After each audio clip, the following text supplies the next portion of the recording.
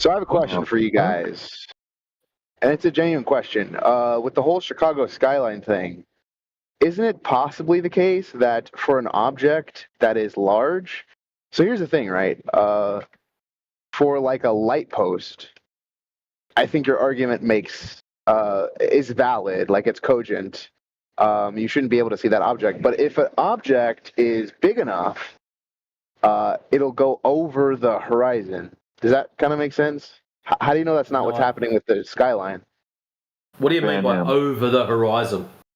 So, like, okay. So big enough as in a mountain, you can see the base of it, or tall enough? Which way are you going?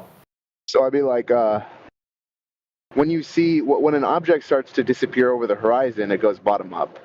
That's because you don't believe this. That's because the Earth is curving underneath it. What I'm saying is that's the claim. Yeah, that's the claim. Just bear with me. I'm saying, how do you know it's not? So, like, okay, an object disappears over the horizon, right? You're standing still at some observer height, and the object is receding until eventually it can't be seen anymore. Now, imagine that object grows by 100 miles, like of length.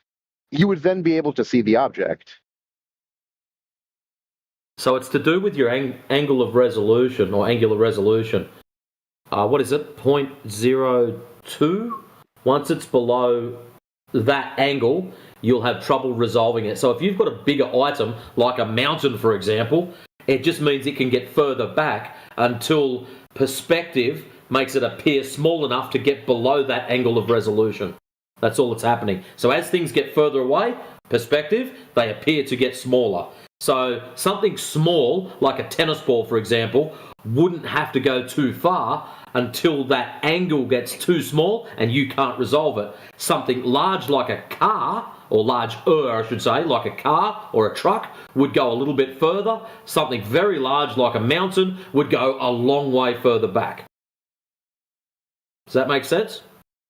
Yeah, I get that. That is true. But specifically with objects over the horizon, it's more than just angle. It's more than just how far away it is, because if something's over the horizon, there's no amount of magnification that will allow you to see the object. Which is what you're implying. At least we agree on that simple fact. If something is hiding behind something, it ain't coming back out. So it doesn't matter what you do or what kind of magical lenses you've got.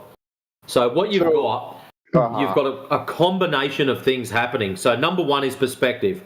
Things appear to get smaller as they get further away. Another component of this is your elevation in comparison to the object that you're looking at. So say your eye line is 5 foot, I'm just picking a random number, and the item you're looking at is a large container ship. The container ship will appear to shrink uniformly, but where your eye line is, it's only 5 foot up the container ship. So as the ship shrinks from the top down, bottom up, left to the right, right to the left, to converge at your eye line, the bottom will hit your eye line before the top will. And it's an effect called foreshortening. And if you do, probably tech drawing or art classes, you would have a lot more interaction with that. So its appearance is it's shrinking evenly from all sides, but the problem is because you're so close to the bottom of it, the bottom will hit your eye line before the top or before the sides. That's why it appears to disappear bottom up. That doesn't make any sense. If it's disappearing bottom up, something's obfuscating it. If the Earth is flat, you should just be able to take a telescope and magnify it. It's to do with compression. So what happens is because of your angle of resolution or angular resolution and your ability to resolve that, because the data or information that's below your eye line there's so much of it compressed in such a short space, you can't resolve what it is. So it just blurs into the background. And that's exactly what happens when we watch ships sail away. Because you're so close to the bottom, it's compressing into the water, and you can't differentiate between water and ship because that angle is so narrow, you can't tell what it is. and that's all that's happening. It's really You easy actually stuff, man. prove that because I don't agree. Well, you can agree with whatever you like, but there's some pretty cool pictures in the side chart that AI Overlord 2.0 just chucked up. Yeah, but you're doing like pictures don't explain a mechanism. You're proposing a mechanism. Please don't do that on the Compression. microphone again. You don't need a mechanism. Well, that's what he's giving. He's giving a mechanism. Some kind of compression is happening. Yeah, but you don't even need to do that. You just need to demonstrate that it occurs in a situation where the alleged claim of something in between point A and B is clearly not occurring. And then if you can demonstrate that, then you've proven that it's not necessarily an obstruction that's causing it. Yeah, but that's the thing we're trying to prove, right? You want to prove that there's no measured curvature. No, see, you can't. It's not about measured curvature because you're inferring curvature from a claim that the only reason why I couldn't see something if it was being blocked by an object. So that's your burden to prove. It's not the other person's burden. I'm not inferring curvature from that. I'm saying that due to the curvature, this is what happens. But curvature is what's in question. That's what we're trying to establish. Okay, so then you can't. Right. So if you say due to the curvature, this is what happens. Why would you be saying that if you haven't proven it? Oh, because I mean, I already believe that the Earth is curved. If you don't, then I wouldn't expect you to believe that that's why what you're seeing is happening, right? I would expect for you to question that until curvature is established. That's what I'm saying. Wait a minute. So you're expecting someone else to question your claim until curvature is established. Shouldn't curvature already be established? No, that's not what I said. I said I already believe the Earth is curved, so of course I'm going to believe that the reason things disappear yes, but you're bottom trying up. to convince us, not yourself. Yeah, I'm not trying to convince you that things disappear bottom up because of the curvature yet. We have to establish curvature. We're not there yet. Excellent. So prove curvature, and then we'll talk about the ships disappearing bottom up. I've tried to run the Rainy Lake experiment before, but I mean, to be honest, I don't. I actually it's a don't think pretty junk experiment, if you want to call it that, observation. Look, this is the thing. I lived on the coast my whole life, and in a location where there's it's like a hub for cruise ships. And growing up fishing and surfing at the ocean a lot, we would be sitting there waiting for fish and whatnot, and watching the cruise ships actually sail out into the ocean. Most often, what happens is it just gets smaller and smaller, and it kind of just fades off, right? Because the visibility is not far enough to see the extent of the ship's path. Or if you have really good visibility, the ship will just become too small and you can't resolve it anymore. You can still see the horizon, but you don't see the ship anymore. Now, sometimes you would have waves, okay, like ocean swells.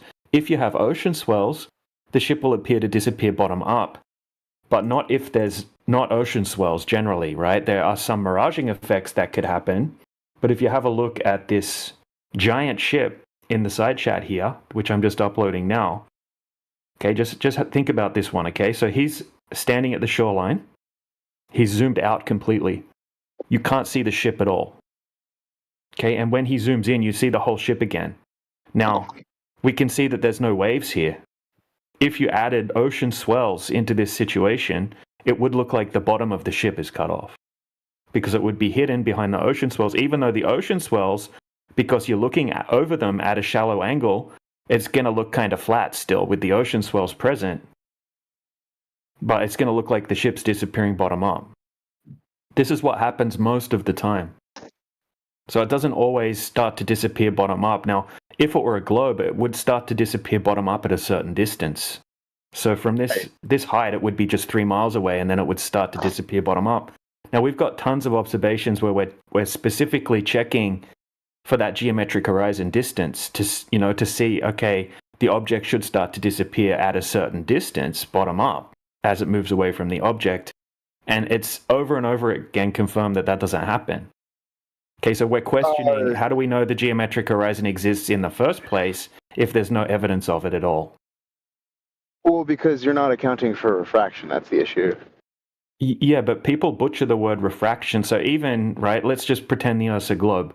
even according to the globe earthers, right, like the subject matter experts in refraction, like Andrew Thomas Young, right, and all of the mainstream explanations, they'll say that there are refraction effects that can happen that would cause something to become obstructed bottom up. Even though it's geometrically unobstructed, it's going to look like it's unobstructed, right, like sinking and whatnot. Okay, so it's the biggest opposite. issue with his refraction. As soon as he makes a claim to it, he loses all claims to geometry. Yeah, let me clarify. So when I say refraction, I'm not talking about why objects disappear bottom up. I'm talking about you say geometric horizon. That's not actually where the horizon is due to refractive effects. So the actual horizon, the effective horizon, is a little further. That's why you don't see it disappear bottom up. No. The geometric. Okay, so let's go over a specific observation. Okay, and let's dig into this a little bit. Okay, so I'm gonna test for the geometric horizon here in this test. Okay, so 1 second. I'll just upload a quick GIF. Okay, and a screenshot from the Earth curvature calculator. So have a look in the side chat. I'm driving. Oh, okay. Well, that makes it a bit harder. Hold on. Well, I'll try to explain it, okay? So in this observation, he's got the camera height at 3.5 foot. Okay. It's a crystal clear day. It's a calm ocean. There's no waves at all. Okay, so 3.5 foot camera height. That means the horizon on the globe should be at 2.29 miles away. But he has a wind farm out in the ocean that's a known distance away. Okay, so we can see 6 wind farm towers out in the ocean, crystal clear. Okay, the furthest one is 11 miles away, and the closest one's 8 miles away. So 8 to 11 miles. We don't see any sign of any horizon before the windmill farms, right? We can actually see the water just completely flat, going up, flat, until beyond 15 miles away. Right. Okay, so what we're questioning is that geometric horizon has to be there, right? It's like a physical cutoff point. Okay, it has to be there. Let's say we hypothetically remove the atmosphere. Okay, you would have to agree that the horizon line would be visible at 2.29 miles if the Earth were a globe. Yes. Okay, if we're just adding the air back in, and now all of a sudden everything's flat, completely flat all the way up to the horizontal horizon at 15 miles. Yes, because there's no obstruction. Hold on a second, let me finish, and then you can respond. Okay, so we don't see any obstruction at all. Okay, so physically, geometrically, actually, the bottom 52 foot of the 11.2 mile windmill tower is hidden behind the curvature of the Earth, right? The physical geometric horizon is at 2.29 miles. Now, we can't find it. It's not there in the observation. Okay, so how do you know such a thing exists? Do you have an observation that's taken specifically, right, the hyperspecific refraction conditions into account that aligns with the globe and that clarifies there is such a thing as Earth curvature and a geometric horizon, which is a byproduct of the Earth curvature? Do you have anything that validates that, right? Or, because otherwise it's just a concept, essentially. It's a criticism of your measurements. Basically, your measurements don't. So the reason why it's not obfuscated is because the light. What's wrong with the measurements? What's wrong with the measurements? How about we just break it down one step at a time? You've got an issue with the measurements, Nables. Don't cry on me. You've got an issue with the measurements. So what's the issue with the measurements? From a specific height, the horizon should be at a very specific location. It's not accounting for the fact that all the light is being shifted upward. No, that's got nothing to do with it. It's a calculation. We are assuming a radius of 3959 miles. We are given an elevation. From that elevation, we can calculate where the horizon should be. That's the issue. Yeah, so how did you validate that the light's bending upward, right? So if the light was bending upward, that would make the object appear to be sinking. So you haven't got that right. You would have to say that the light is bending downward towards the observer. That's what I meant to say. Okay, how did you establish that that's happening? Oh, that's a well-known phenomena. Whoever's taking the measurement, they must establish that, like, to what degree it is happening. That's on the No, that's the burden of the person taking the measurement. Well, no, actually, no. That's not how it works.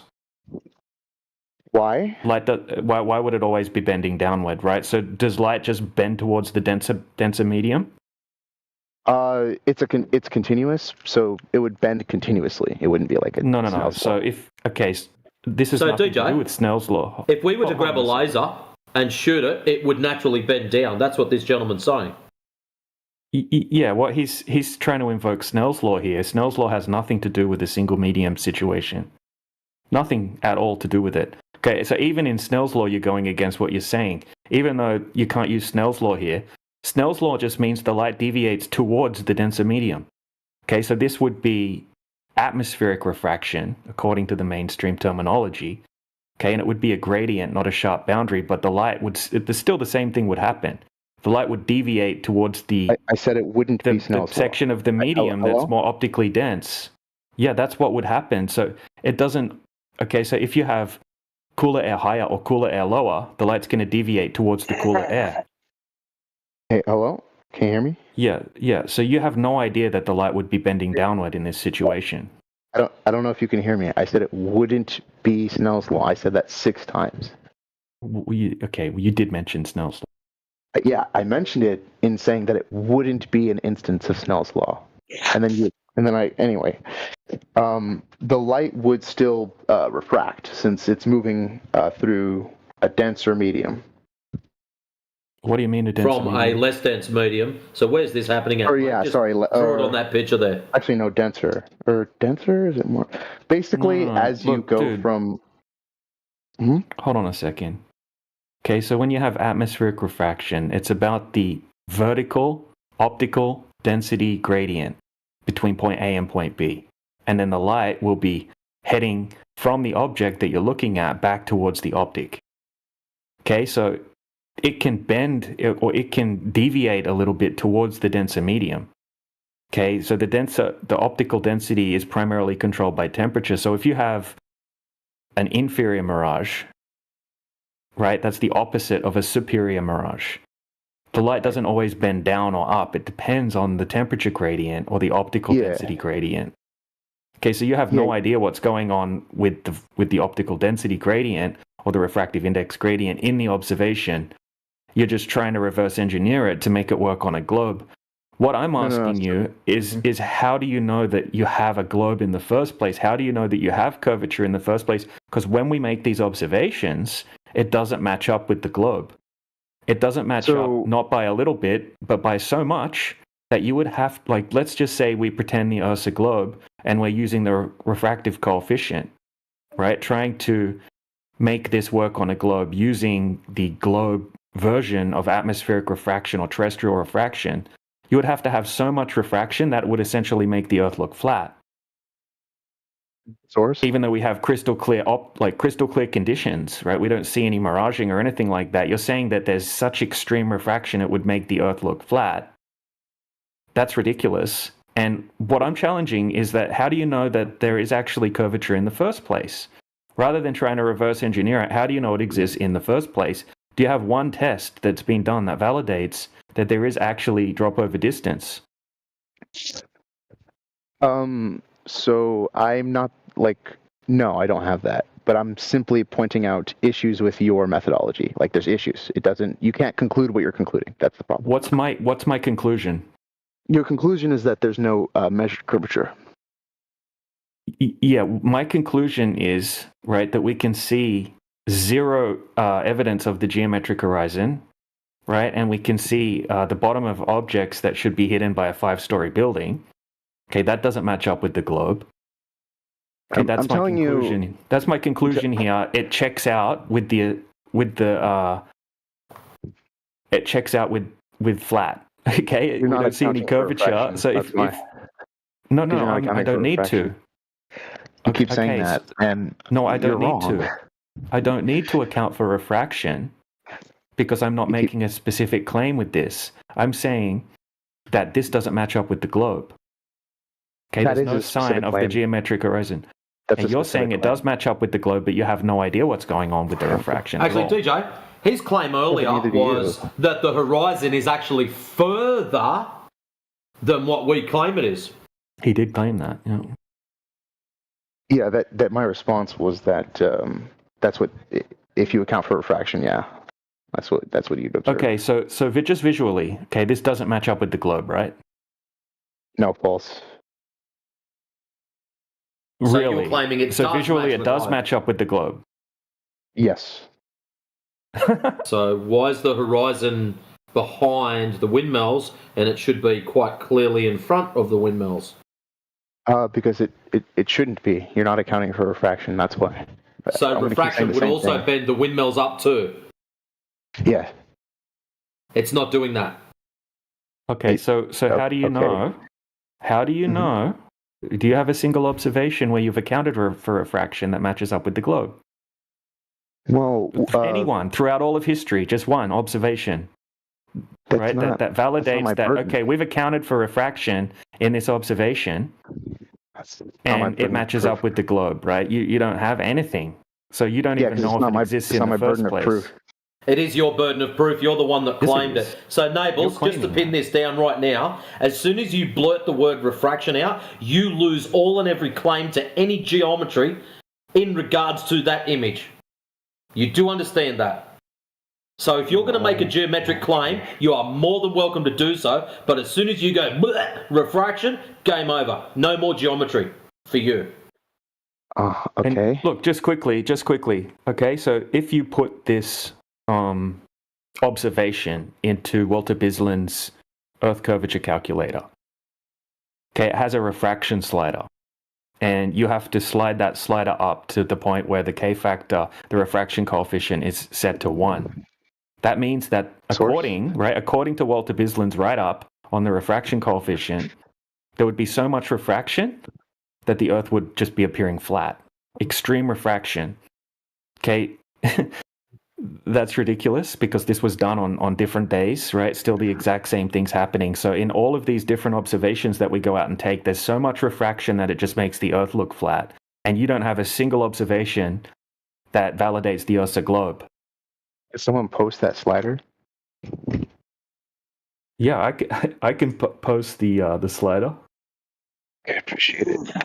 I can post. I've already put in all of the details of that particular observation that I'm talking about into the slider. Yeah, bro. As a screenshot. Bro, that slider actually slides up to a 60 billion mile effective Earth radius. Yeah. That's what you have to set it to have no hidden height. I mean, then you're just saying that the Earth appears to look flat. You just said that earlier.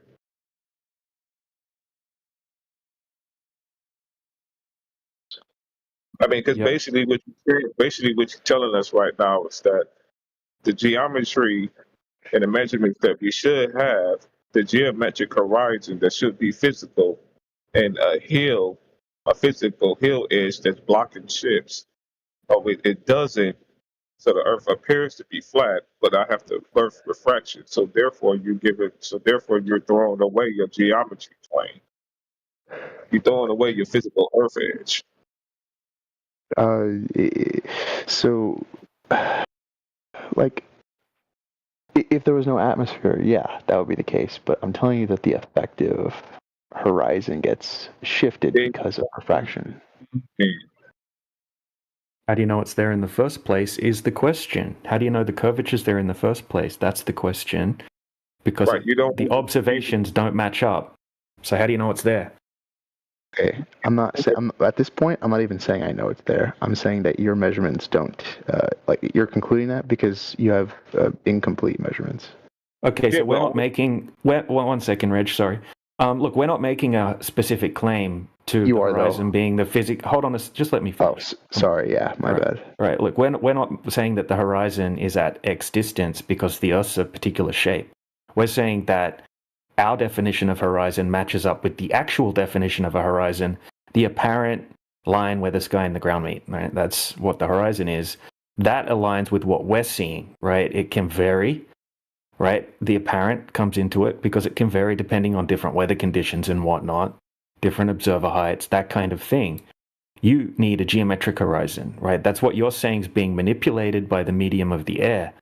How do you know that that thing that's being manipulated and shifted around due to the refraction exists in the first place?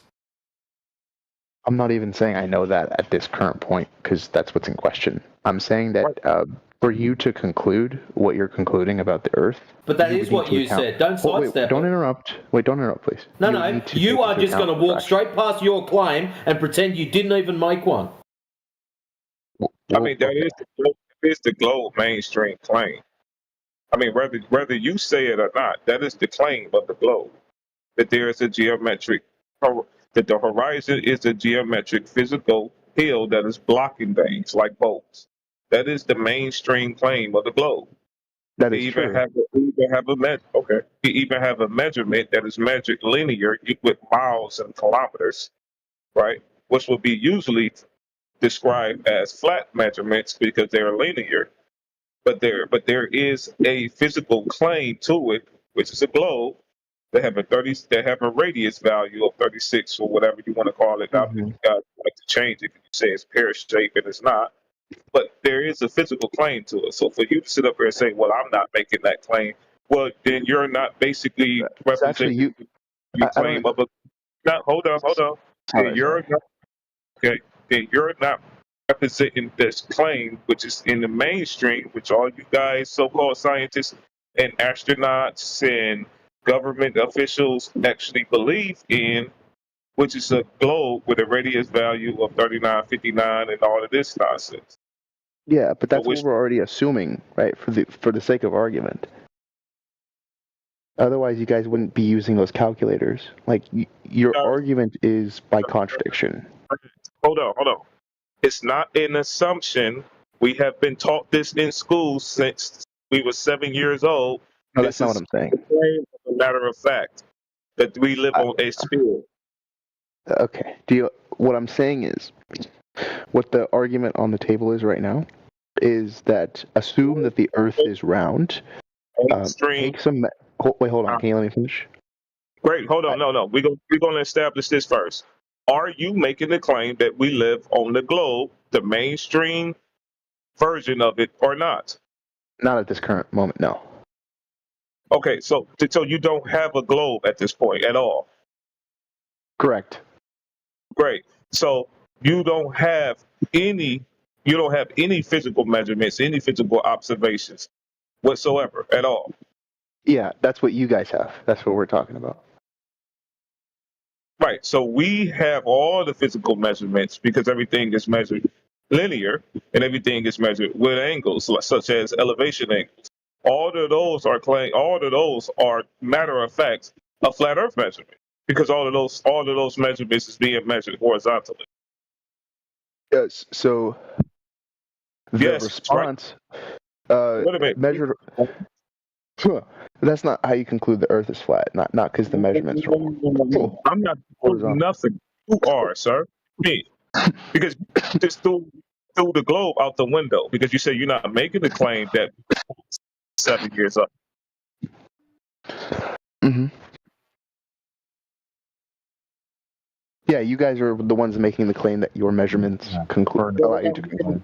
That's just a You're the matter one of who's making the claim of refraction. So you've got an issue now. Do you stick with your claim of geometry or do you beg for refraction? I'm easy either way, but there's a meat grinder at the end of each of No, them. it requires refraction. Yeah.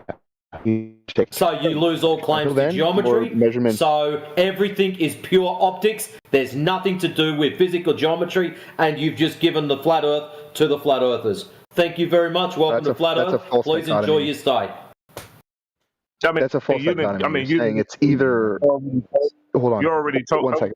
you already told us that the measurements was flat. You already told us this is how we actually measure it. You already told us that the physical horizon isn't physical. And you already told us that you're not even prescribing to the mainstream version of the globe that we was taught since we were 7. I didn't say I didn't prescribe. You I believe that. all the window for refraction, right? Huh?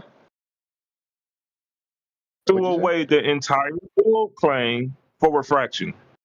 I asked you straight No. up. I said, so you're claiming the mainstream version of the globe. You said no. Yeah, I'm not making a claim right now. That is what I believe, but we're not even there yet. We're responding to your claim that the measurements allow you to conclude the Earth is flat. Well, there's zero No, measured the curvature. measurements is. So what's the problem?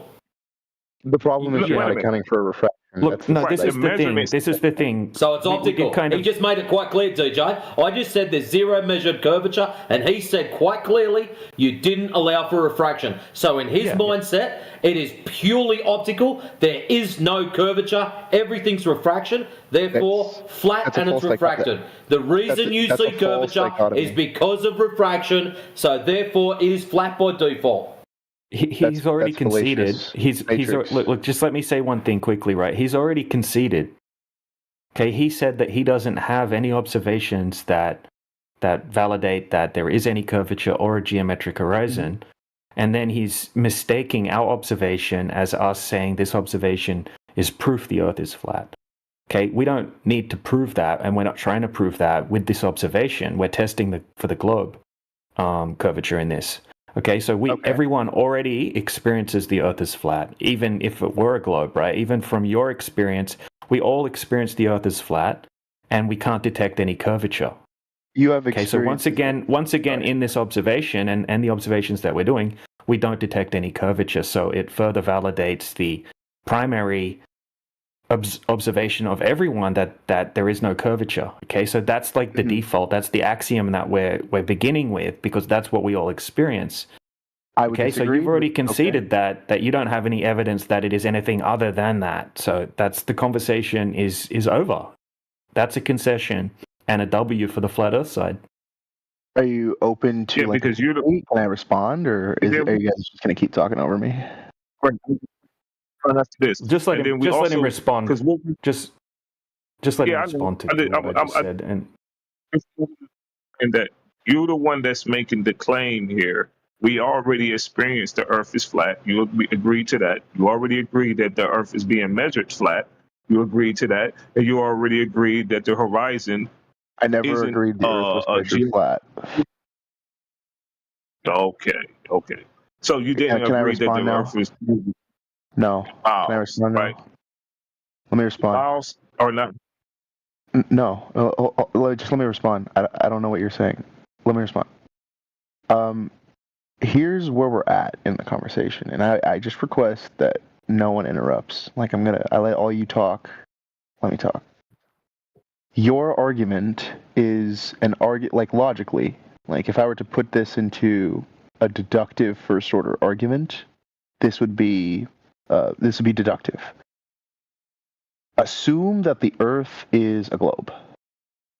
Given this fact, you weren't taking the globe side. Wait, hey. You made it exceptionally clear earlier on that you were not taking the fucking globe side, so you can't insert that. Try again. I'm not even doing that. Yes, you just did. No, I didn't. And you just said assume it's a globe. No fucking way. You said you're not taking the globe side. So try again, please. Then he immediately goes to the globe. This isn't my argument. This is your argument. If you have to assume... Listen. Hey, dude. Navels. I'm the boss here. Okay, so when I want to speak, I get to speak. Now, for the love of God, let Navels finish what he's saying. Thank you. Go ahead, Navels. Very, very much. What's your name? Who cares? Take your time to speak. Yeah. Okay. Your argument is assume the Earth is a globe. If it's a globe, we ought to observe this.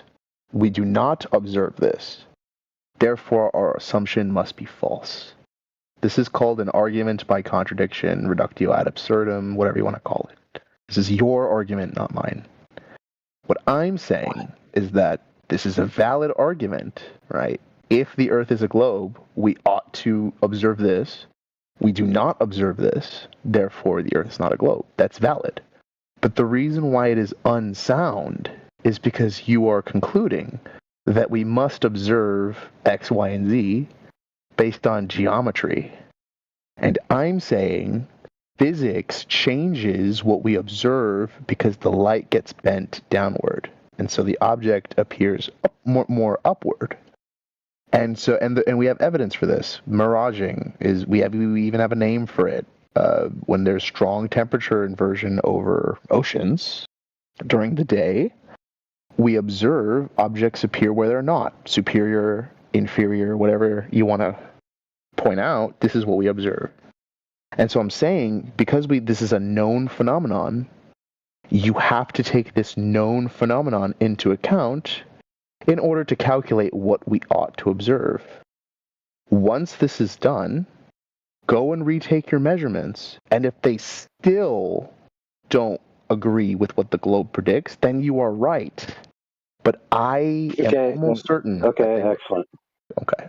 Excellent. So, that being said, a laser transit measurement methodology was done over a body of water 25 miles in length. They accounted for refraction. They had a weather station on both sides. And even if you put in standard refraction, it only alters the observation in the order of feet, but you need hundreds of feet. So that measurement is sufficient to debunk the globe geometry by 2 orders of magnitude. And rest assured, friend, 2 orders of magnitude is sufficient. So you're saying there's some people out there that measured what the globe would predict and actually took into account refraction and still didn't get what the globe would predict. You're saying that's been done. I'm saying they debunked the globe by 2 orders of magnitude. Okay, where do you have a link? Dude, I got a whole documentary and an associated PDF with the event, and it's actually not just one test; it's 17 tests. They start out small and they work their way up to big. It'll be the greatest 2 hours of your life you ever spent. Half an hour to read the document, and an hour, with lasers? a little over an hour. Yeah, bro. Hold on a second. I'll post it for you. I wonder the laser thing now. Which one is it? This is just my immediate. This is not me being argumentative, but it kind of is because I'm a contrarian. But I question everything. How do they account? Okay, if you think about what a laser is, it's focused light. The visible light we're seeing normally in the day, it's not focused. How do they're basically saying they're the same. Like they can conclude the same things. I would be skeptical. What? No, dude, a laser is better because it's focused light. It's focused light. Oh my god. Yes. Right. So how do you know that it would refract the same? Like just based off of what I know physically, focused light has more energy per square meter, and what refraction is, it's basically microscattering due to the interaction between light. So if that's true, mm-hmm. then using a laser would be the best way to get rid of all the ambiguity of refraction. So a laser would be more precise. But by how much? By a lot. What's a lot? Well, 2 orders of magnitude debunking the globe. That's how much. But give me the specific quantity of step change in the value of refraction between it's your claim of refraction. You're the one who's begging for it. You supply us with this data. No. He's the one that's made the claim that a group of people have done this. So the burden's on him. But he's not made the claim to refraction. You, my friend, have. So you're the one who's got to provide the data for said refraction, not AI. Refraction's a known phenomenon, right? I don't need to provide You're data. the one who's making the claim to it. You're the one who's got to back this claim, not anyone else. Yeah. Yeah, because you're going to make the claim of refraction, and then you're going to make the claim of it has to vary to a certain point, and you want him to give you the specifics of it and say that it needs this specific value of refraction in order to debunk the globe. You're going to have to provide that specific value. You can't ask him for it. Sorry, what's the specific claim you think I made? Making a claim of refraction. It's not for me to basically explain it. You have to explain it. You're asking him, wait a minute, You're asking him, right? He said there is something that debunked the globe with a laser test. He said Yeah. by 2 magnitudes. He gave you a specific value. You're making a claim of, well, I know about refraction, so it have to take account of this specific value. What a value did you guys I account didn't make that claim. hold on. As in, he have to overcome a physical condition in the atmosphere, which is an oxymoron. In the atmosphere, you have to make the specific of what he have to overcome to begin with. Yeah, I didn't claim that, so that's just my response.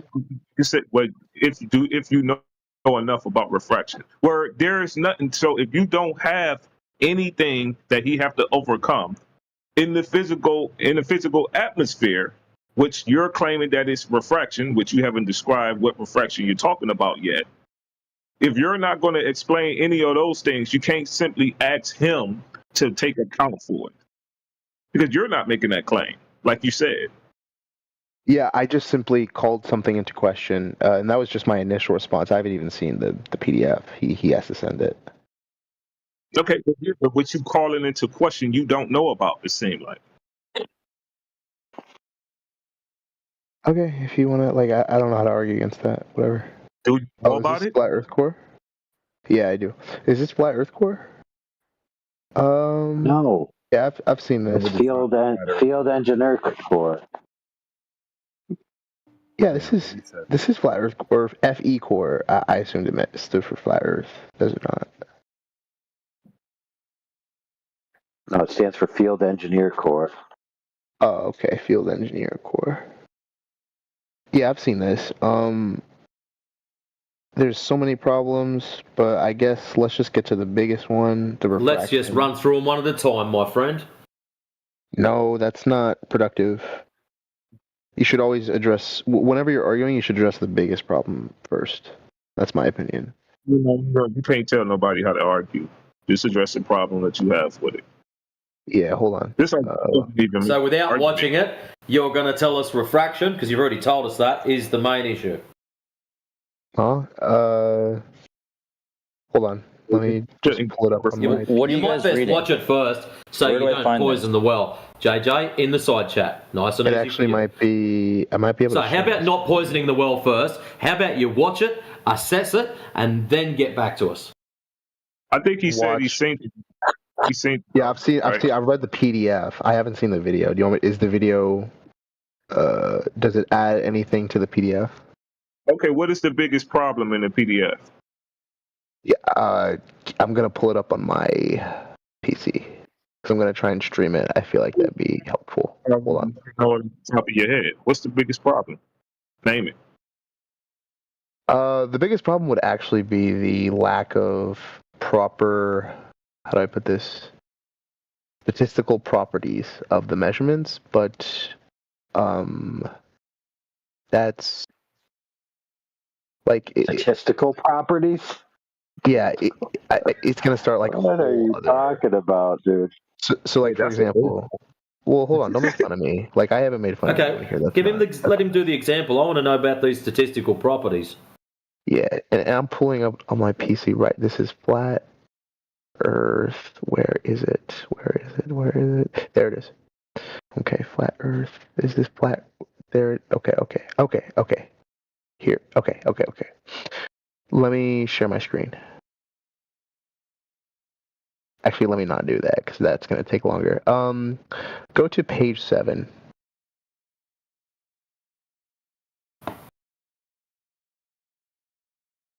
Holy crap. Well, we don't have to go over it if you don't want to. That's fine. We could just go back. Actually, you know what? Give me a minute. I'm gonna set up everything. Okay, this is this. Page 7, you say.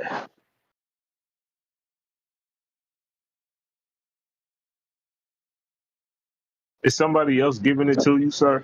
I mean, is this your argument or somebody's giving you this? Yeah, somebody's giving them this.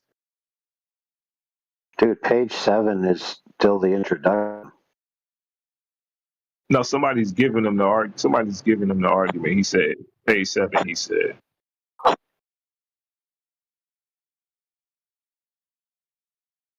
Statistical properties. You heard this? AI?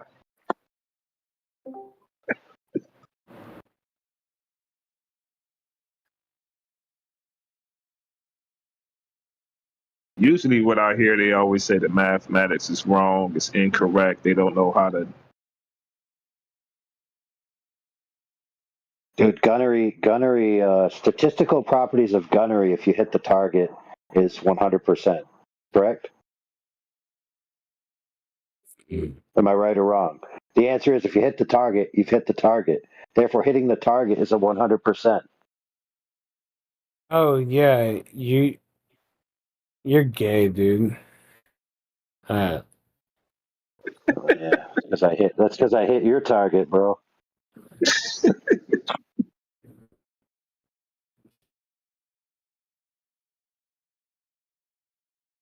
Man, that was close. You fucking... What statistical properties did you apply to that conclusion? Oh, man. Oh boy, here it comes. Wait for it. Wait for it. Yeah, actually, I have nothing. No, I'm good. Wise choice. All right, brother, no worries. You can just listen, hang out. We don't mind. No, I have nothing to... I mean, dude, I'm not as smart as you. Maybe, actually, I think I am, but like, I don't. No, you could be, but you're clearly inebriated, and so let's just say leave it to the sober people to talk. You can just listen. How about that? Well, I agree. Good decision. Thanks. Anyway, homie slice. I looked up page 7 here. Hold on, let me go back to it. I gotta open again. Give me a second. You're good. I'm taking my time too, man. You're all good. How's your night going, by the way? Page 7 will land you on the introduction. I feel like we don't humanize. I don't like how this thing doesn't open. Hold on, really quick. I feel like we don't humanize with each other, so I sense some hostility from some people. I'm not even complaining. No, we're not being hostile. We're just being thorough. So, page 7, the required accuracy depends on the needed deliverable output.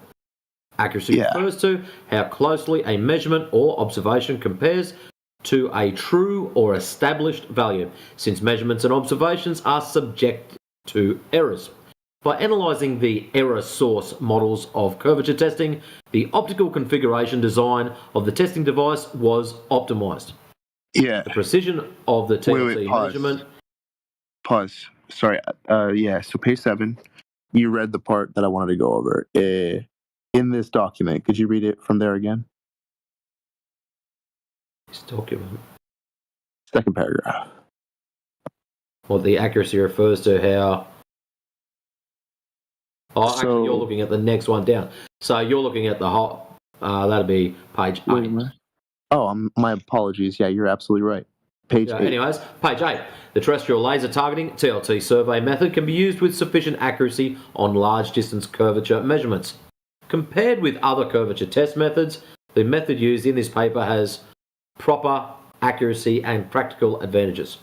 In this document, we are introducing TLT measurements up to 40 kilometres, 25 miles, conducted by our research team as late as the 23rd of April 2018. Pause. 40 kilometers, 25 miles. This is the part I wanted to highlight. Plus so what's the issue with 25 miles? Plus or minus what? What's the issue with 25 miles? 25 plus or minus. So you want a range plus or minus, say, 3 foot or... What are you talking about plus or minus, dude? The range of uncertainty. With the range, dude, are you kidding? Yes. No, I seriously want to know if you're kidding, dude, because what is the 25 miles? It's a measurement, no? Yes. But what? What measurement of what? It's a TLT measurement of like up to like the maximum. Holy crap! You said a measurement of what? Hold on. It's the Sufficient like large distance curvature measurements. No, it's not. What? That's what it says right there. TLT survey method can be used with sufficient accuracy on large distance curvature measurements. In this document, we're introducing TLT measurements up to 40 kilometers. Yes, but the right. measurement So is what's Right. the 40 kilometers represent? Did you read the whole document? It's an upper bound. No, he saw that one Holy paragraph and thought he could rip it dude. apart. he ain't Okay, I'm going to listening. ask this. Unbelievable. No, hold on. I'm going to ask this. I want a straight answer. Did you read the whole document? No, not the whole, just excerpts. Okay, then. So the 40 kilometers is the longest range test that they did. So they had the laser on one side of the lake, and 25 miles away, they had the target location. Uh-huh. Okay, and they shot the laser over 25 miles to the target. Yeah, I got that. Okay, so you want them to write down what the quote unquote plus or minus is. But if they say it's up to 25 miles, and maybe their plus or minus might be in the actual measurement that they did at Lake Idsil, which was the 25-mile shot. And since you didn't read it, you wouldn't know. Can I respond? Sure. Okay, so this team used TLT measurements up to 40 kilometers. Now, let me explain real quick why they said up to 40 kilometers. Do you know why? Because they did 17 different tests, some at small range, some at medium range, and some at long range. So I think like some of them were like 8 miles, some were 14 miles, some were 7 miles, one was 25 miles. Okay, yeah, so they conducted 17 tests from low, medium, long range. Mm-hmm. And what? Look, bro, Wait, sorry. Can I? I know you think. I know you think you have a point, but No, I'm actually not even making a point right now. Wait, I'm not making a point right now. I'm just being. I'm asking a question because I want clarification. Go ahead. Can I? Yeah, go ahead. It says under the main principles of the experiment, the study effects of terrestrial refraction in the different ambient conditions of very small incident angles close to non-uniform density transition zones above water surfaces. That's where light bends gradually. Like that's the area where it's going to be bending a lot. Which way? Up or down? Wait! Don't! I don't want to. It's a gradient. It goes gradually. That's Dude, who cares, dude? Hey, That's gonna derail, man. Bro, Come on, hold on. Yeah, stop derailing. Okay. My question is, what apparatus did they use for these 17 tests? You said a laser? Dude, they use lasers, yes. I'm not sure if they use the same laser for all of them. How do they measure the distance? Hey, dummy. Listen, that's not bro. nice. No offense. Let's not do that. No offense. But to be honest, you guys ask these type of questions all the time and then berate us when we don't have a quick answer. That's fair. Exactly. That's fair, dude. But the problem is he already said he looked at this. I looked at pages 1. No, but you guys presented it. Hold on. Yeah, that's true. And he made it quite clear, Ice JJ, that he had examined it. So please shut up. Yeah, but it's over 100 pages. Examining it is different from fully internalizing it. Ice. Dude. Just get muted, fool. Thanks. The heck? Okay. Look, Listen, dude. I'm not competing with Ice JJ for you to get your chance to speak and for me to answer your questions. So you can just stay muted. Okay. So go ahead. Yeah, I appreciate that, but I would let's just establish a tone of respect. That's all I want to say. My question is, what apparatus did they use? How did they measure the distance? Mabel, you said you already read this. You already were familiar with this as if you already looked at this before AI even presented it to you. You know what? Maybe I didn't take a careful enough read. Maybe we can go through some of it together, and you guys can educate me and not be rude. Let's establish a tone of respect. I think that'd be rude for you to say that you are familiar with something as if you already know what this is. Sometimes people are mistaken about. Have you never made a mistake in your life about thinking you know something and not knowing something? I got you. Are we not human, man? Like I'm just saying, like, are we not here to have a discussion? Like, we're not. That's not what happened. You said that you'd read it. You directly said that you'd read it, and that there's a whole list of problems that you've already established with it. Yeah, the biggest problem. The biggest problem. Yeah, bro. You said the biggest problem. The first thing you said was up to 25 miles. Okay. All right. What were the error bars on 25 miles? That was the biggest problem, dude. Listen, man, I embellished. All right, you know what? I'm human. I embellished. All right, you embellished. I'll accept that mea culpa. So let's all move on. Okay, please, thank you. And if I'm here to be educated, how about this? I've never read this. How about this? Let me be absolutely honest with you guys. I've seen this. I've taken a glance at it. I've never thoroughly read it, and I would love to be educated on the work you guys have done as independent scientists. Cool. Can we call that cool? What science? Science is the process of making an observation in the natural world, forming a hypothesis, testing it, and interpreting results. And testing it with what? That depends on, like, that's super context dependent. It depends on. We just taking measurements.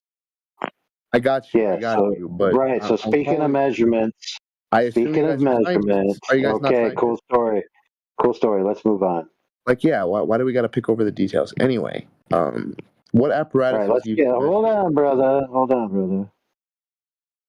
What's up? Let's just go to one. So I'm trying to find the start of the biggest one. Because why start with the small one when you can just go to the most major measurement they did? So calculation measurement 6, target 4. Okay, so let's just go to page. I want to make sure that the one we're going to talk about has all the things addressed. So it must be measurements. Yeah, let's just go to measurement 7, target 4. So that starts on page 94, I think. Okay, 94. Let me follow along. Measurement 7, target 4. Yeah, that's the end that then leads to the conclusions. By the way, whoever made this, I would label the pages just for people who have. Yeah, you always label pages. Yeah. I hear you on that. I give him an F on that one. On the 20, my mom's talking in her sleep. Hold on. Huh? She does that sometimes. You know, one time I had a full-blown conversation.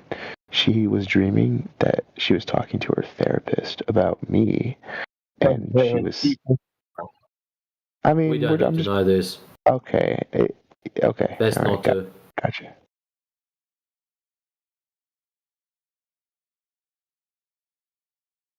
So we're looking at the 7th measurement. Cool. You or David? You I gotta too. mute up. Hold on.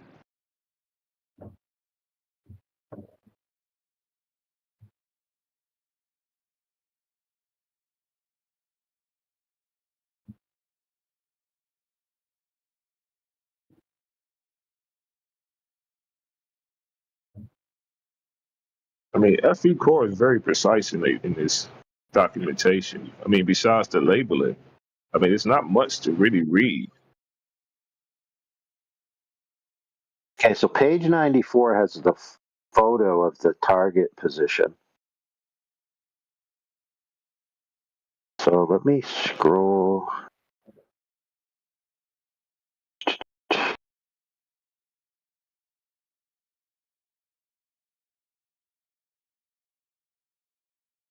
So the reason is because they actually pan the laser to different targets on the lake.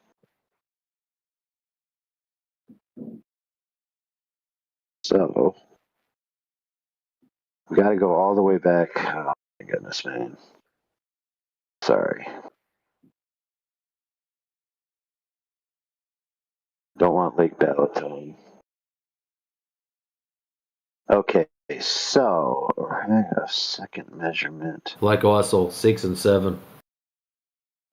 So laser position at Lake ISO is actually on around pages 42 or 45. That's when it begins. So Lake ISO Netherlands measurements, April 2018.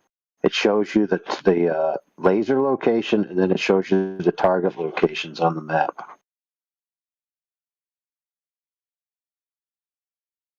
So for their distances, it appears they're just using this map.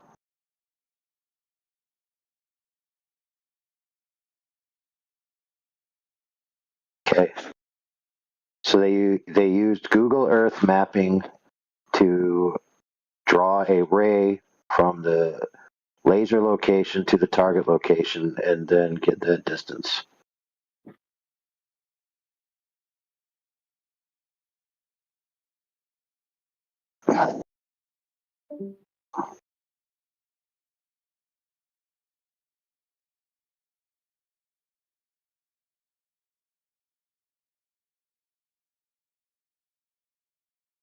Okay, so that's how they got it. Now there are 4 targets that they did.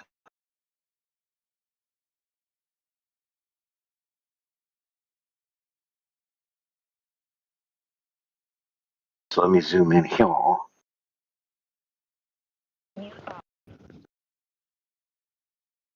Now the reason why they did 4 targets, yeah, what happened? Yeah, bro. Oh Man, we've been working. What have you been doing? Slacking? taking care of my disabled brother and disabled All sister. right. Fair enough. Thank God I live in California. I mean, I fucking hate this state, but I'd be cooked without it, ironically. It's a parasitic relationship almost. So we were saying on on page 42-ish, Yeah. there's a map of Lake Iso presented, and it shows you the locations of the laser and the targets.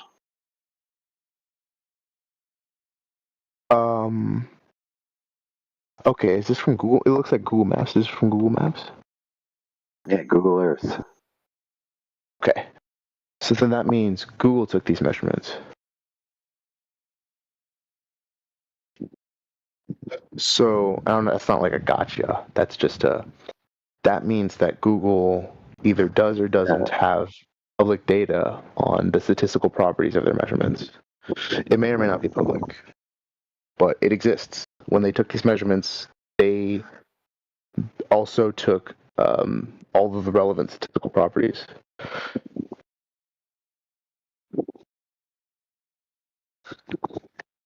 That's it. I'm gonna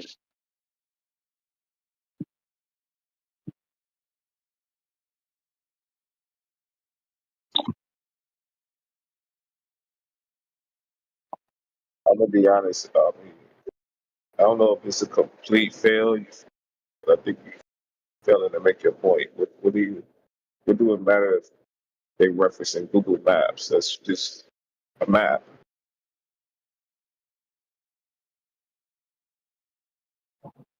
I mean, the way it's stated in here, they just presenting the location.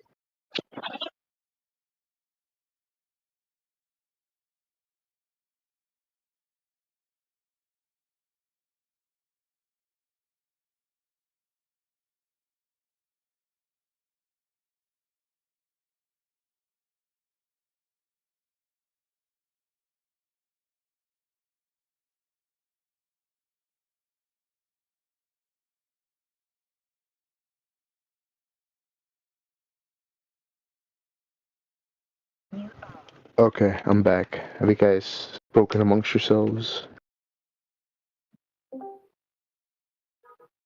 Hello? What up? Yeah, have you guys spoken amongst yourselves about what I said? No, my headset died. I have no idea what you said. Yeah, well, he was trying to say that Google Map is the one that took the measurements, but they only referencing Google Maps, right? Yeah. Basically the location of Oh, where the measurement is being taken. okay. They're just using it as a visual. No, what Yeah, they're actually using for their underlying test structure is the WGS84. yeah. So what's that?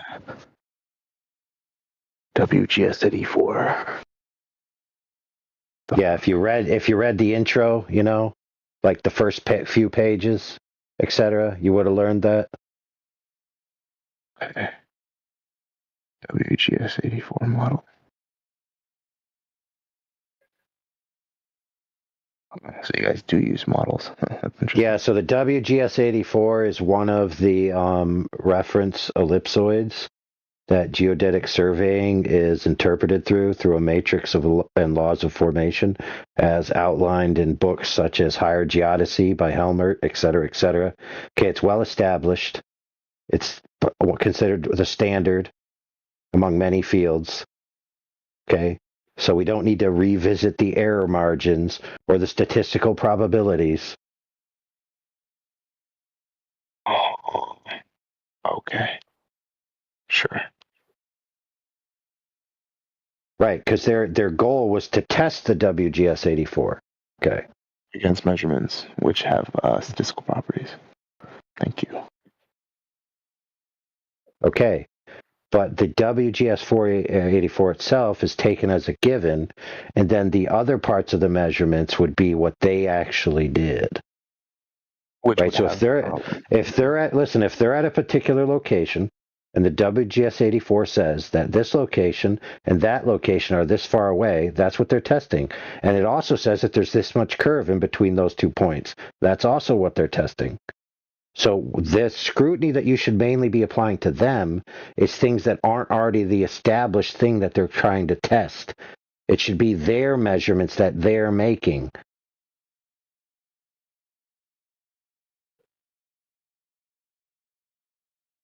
So in other words, if I was a judge and we were in a court case, I would say, listen, the WJS84 is not their burden to put on trial. It's already established. They're presenting counter evidence to the WGS84. So if you want to adjudicate the WGS84, go and sue the company that made it.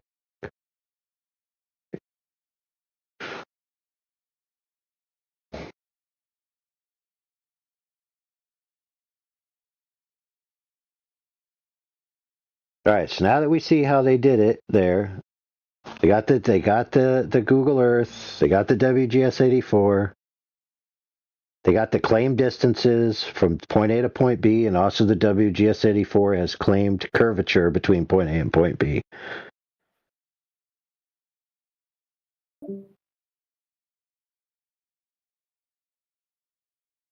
If you notice on page about 46, they even put in the scale of the geoid undulations, right?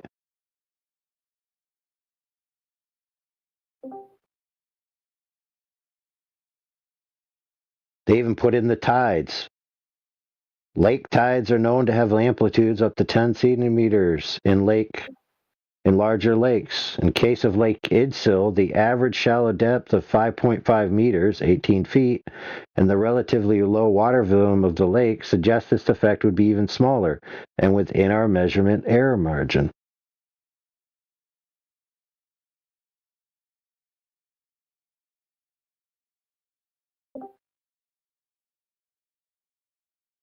Right, then it says how they did here. The lake temperature ranges from 7 to 14 degrees Celsius. The ambient conditions along the entire length of the laser beam wasn't available. They used data at the end positions. The data showed there's no significant differences in temperature and humidity between the start and end points of the measurement.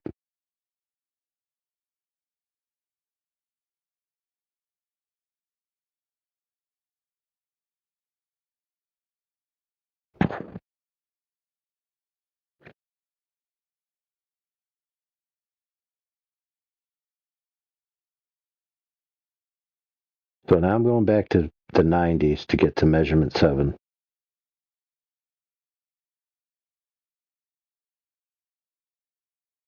Measurement 7. There they show you the readouts of the meteorological station that they had.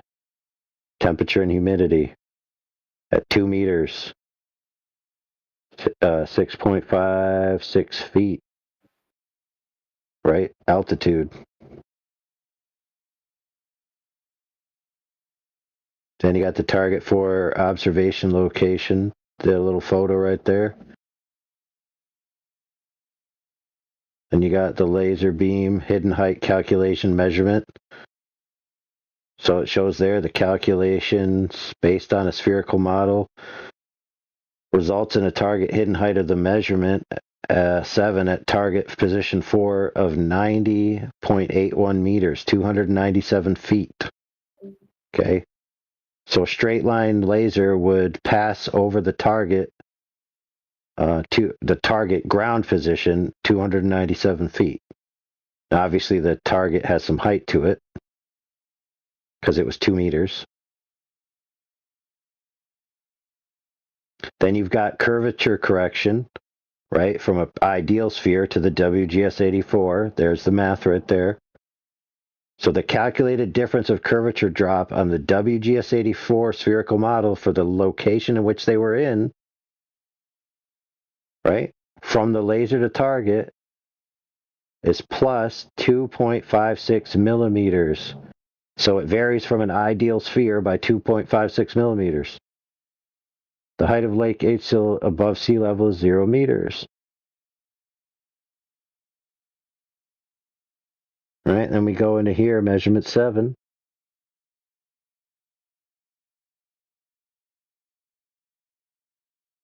So they got the air temperature, the atmospheric pressure, the air humidity. Then they got the, hold on, let me scroll and zoom in here. Then they got historical weather reports there for the days.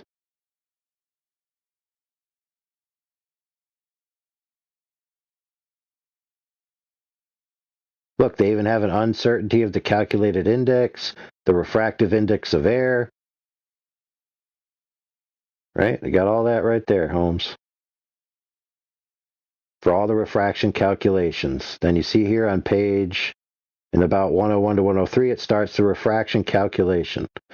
So angle of incidence, right, 0.002 degrees, refractive index calculation based on the modified Edlund equation, N1 equals blibbity blop bloop bloop, nanometers, wavelength of light, blah blah blah, angle of refraction, Snell's law, zibbity zibbity zap, angle of deviation, shabloody shablam. After that, they conclude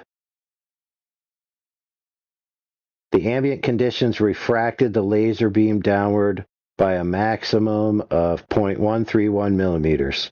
There you go.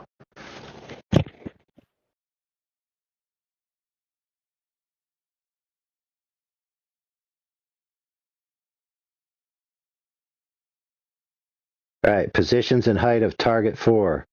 Right there, they have the latitude and longitude of the target, right?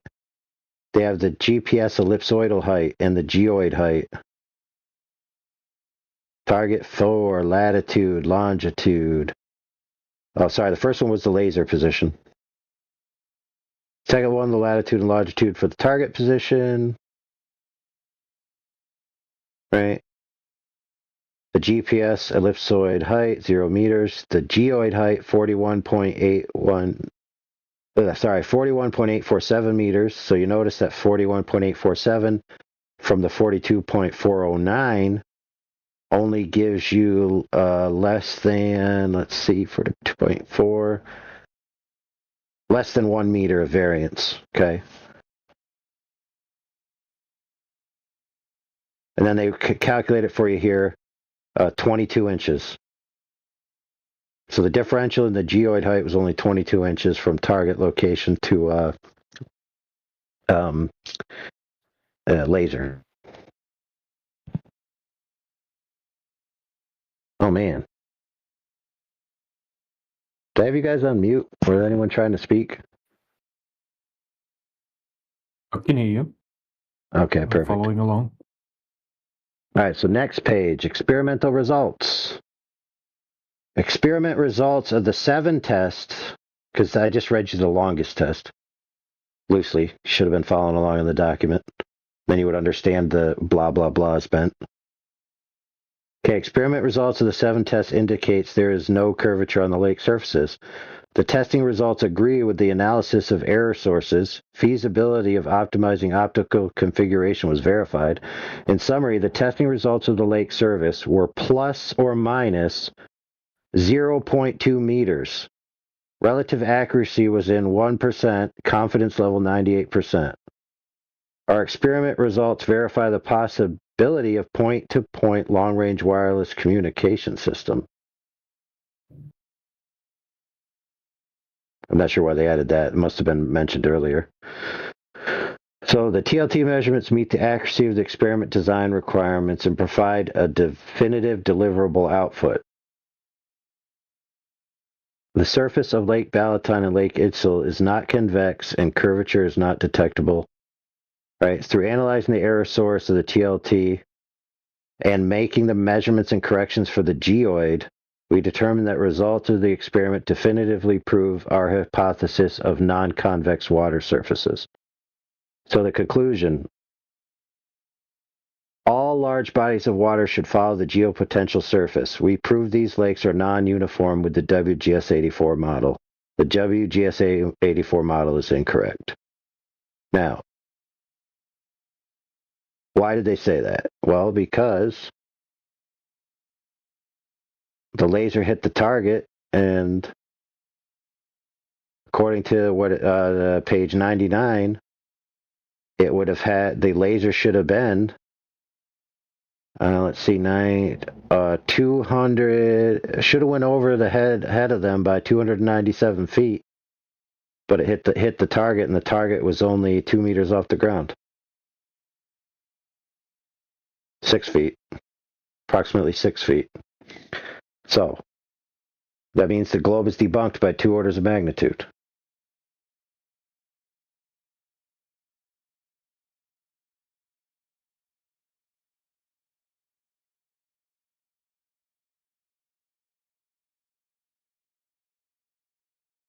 So then they have the actual things in tables here.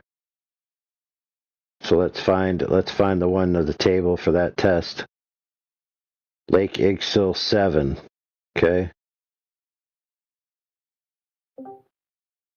Imperial. Well, let's just use Imperial since that's cool.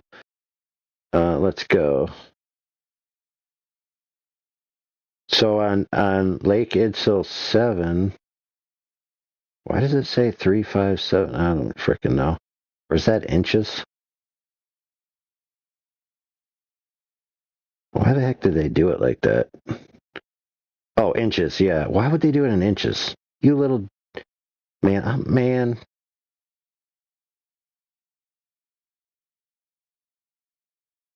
Well, either way, spherical target hidden height at Lake Igsil is 3,575 inches. Correction to the WGS4 later to target was 0.085 inches. Okay, mean sea level was 0. Refraction was 0.00512 inches. Expected target hidden height 3,575. Variance to the geoid height was 22 inches. Right?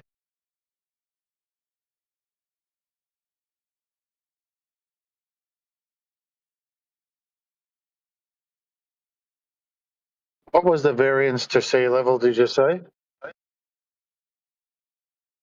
Okay, so the mean sea level at Itzel is supposed to be 0. Let me go back up here to where they actually wrote it to make sure.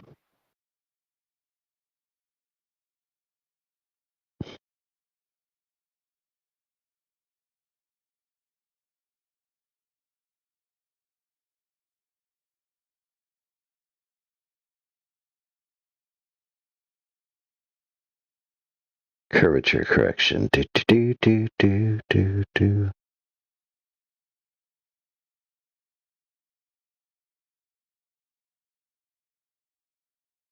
Hold on, my thing died.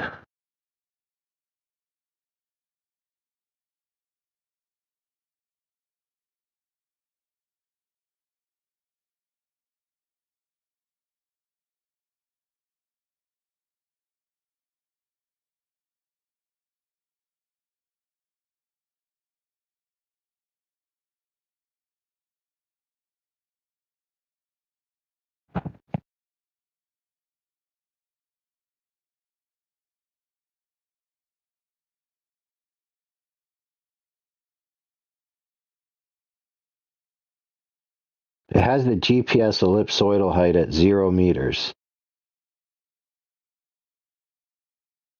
That should mean a 0 sea level. But I know I just read it that they somewhere in this one of these pages real quick here. Give me a second. Yeah, I heard you say mean sea level at 0. It'd be interesting to see if any other point that they've taken that means sea level would be anything other than 0. Yeah, but I didn't mean sea level as obviously mean sea level is considered the baseline, so it'd be 0.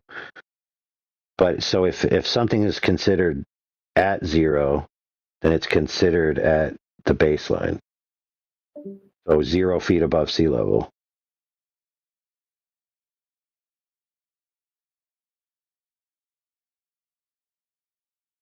Dude, they literally had a sentence in there that I read, and now I can't find it. Holy crap.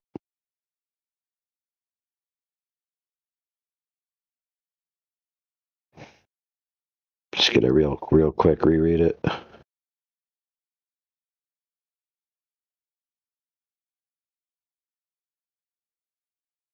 That's okay. We're recording this, so I can go back, yeah?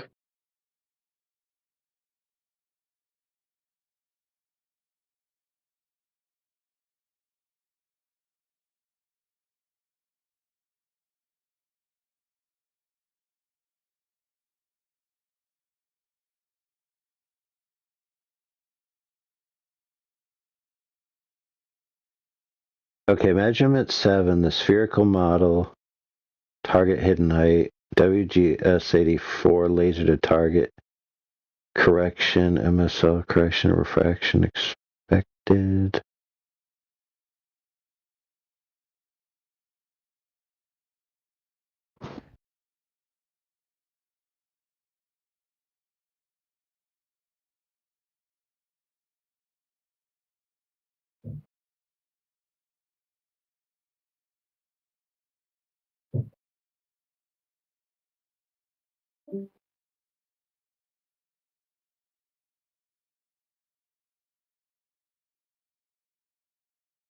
Oh, the height of Lake Isil above sea level is 0 meters.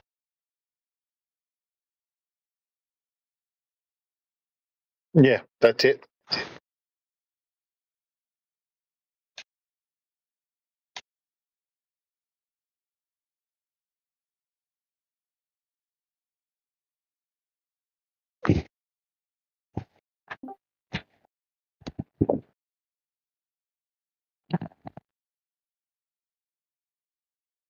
All right, did our homie leave?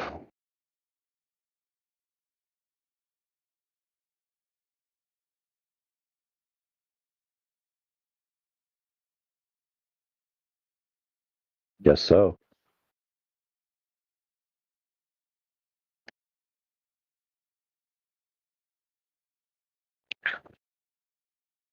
I'd say he left when he scrolled down, and there was one of the pages that mentioned the refraction and how it bent the laser upwards Yeah, I hope not. so I many hope millimeters, and that wouldn't have fit the model he required, and he would have looked at that and went, oh dear, that's a problem.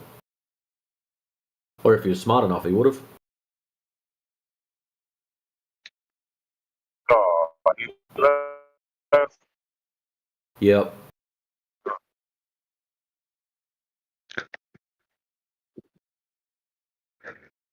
They claim he print something in, and then now he going over. Said I have to work for him.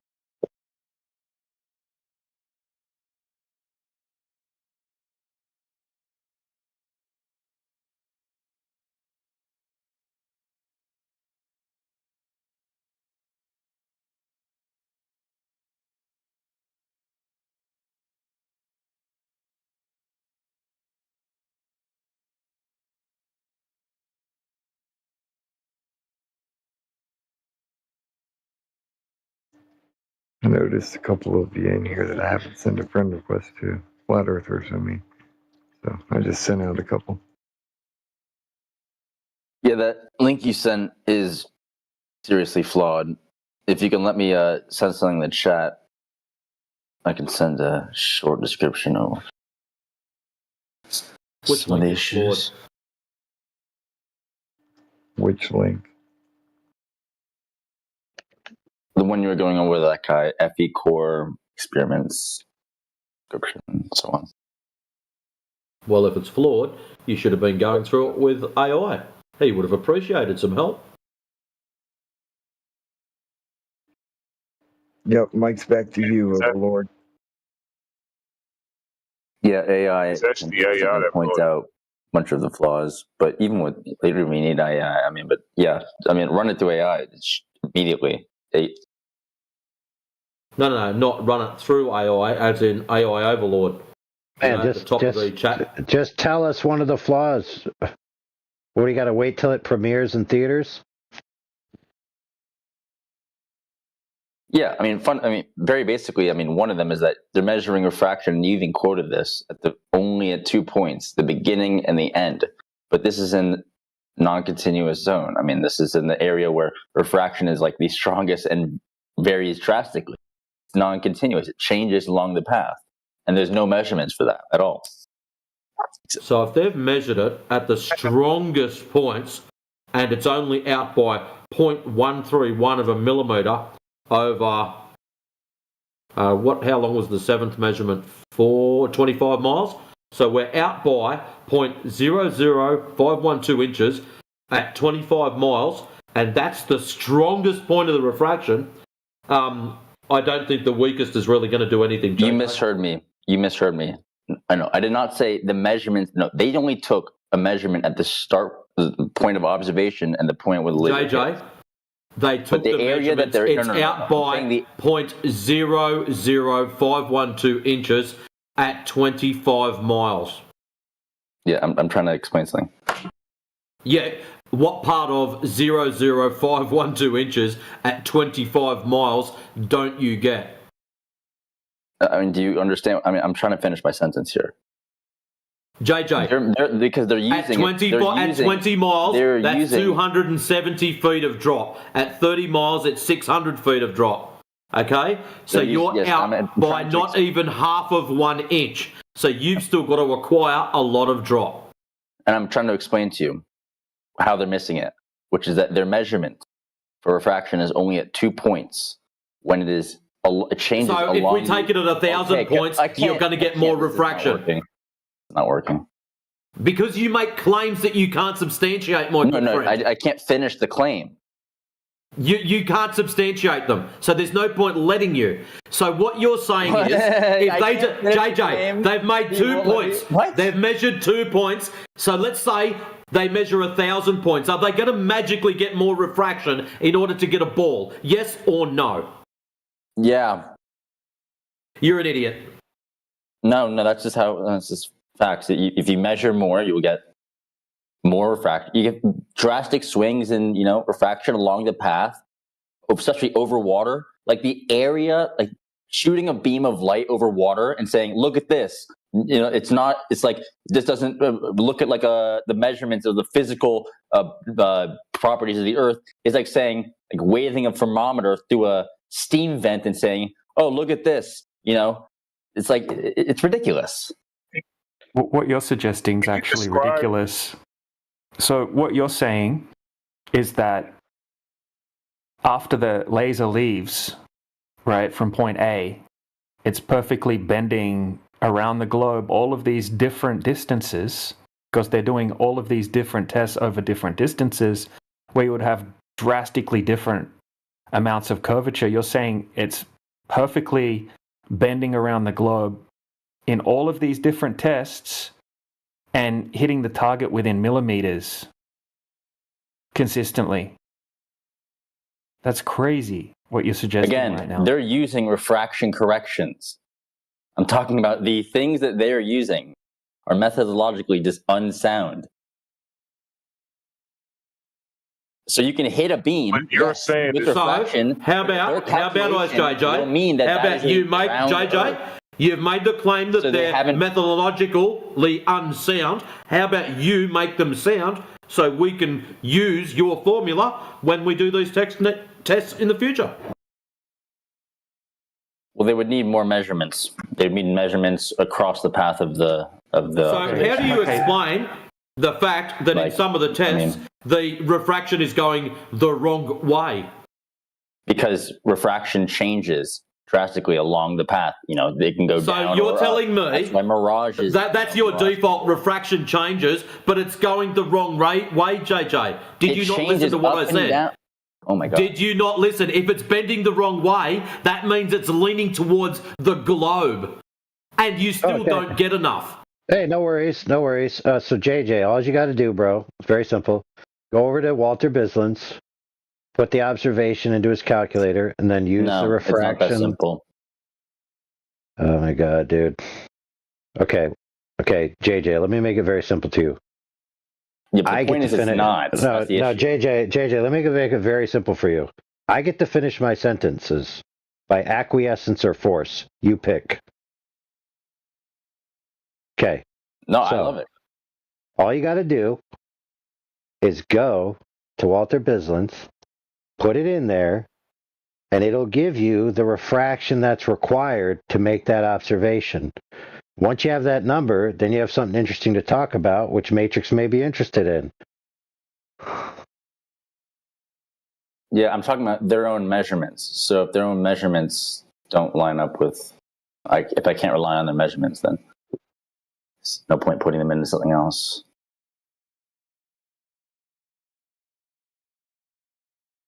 JJ, the laser hit the target. Okay? That's what happened.